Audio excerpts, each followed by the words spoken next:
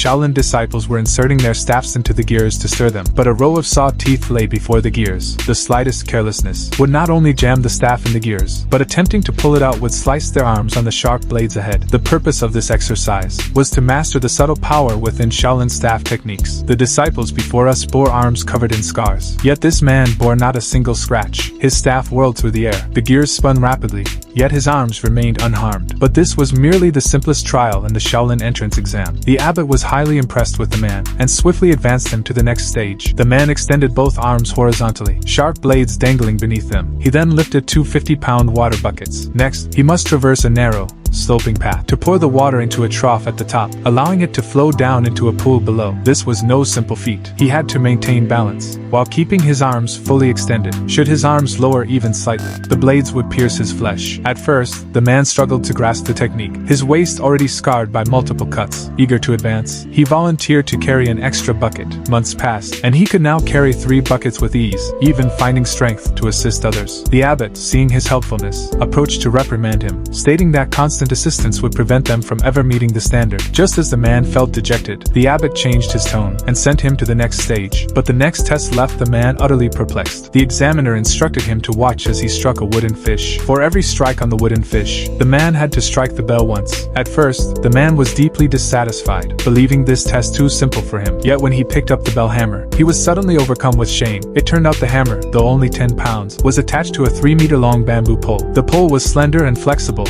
offering no leverage point, and could only be operated with one hand. As a beginner, he could only grip it as far forward as possible to barely lift the hammer. Yet after just one strike, he exhausted his strength and let go. Seeing the examiner still striking the wooden fish relentlessly, his competitive spirit ignited. He seized the bamboo pole and struck again, refusing to let go even as his wrist turned purple. Months later, he could grasp the pole's base, keeping pace with the examiner's accelerating rhythm, with powerful blows. Thus, the man passed this trial, and reached the final test. Here, he was required to stand between 2 burning incense candles, his gaze fixed on the flickering flames swaying left and right. This tested his composure. At first, the man's gaze followed the flames, but when the examiner quickened the pace, he couldn't resist turning his head. The next instant, his face was scorched by the candles. The man refused to give up. He stepped forward once more to face the trial. This time, no matter how rapidly the examiner increased the swinging speed, he did not turn his head even once. Seeing this, the examiner felt profound satisfaction. He was promoted to become an elder of the Shaolin Temple.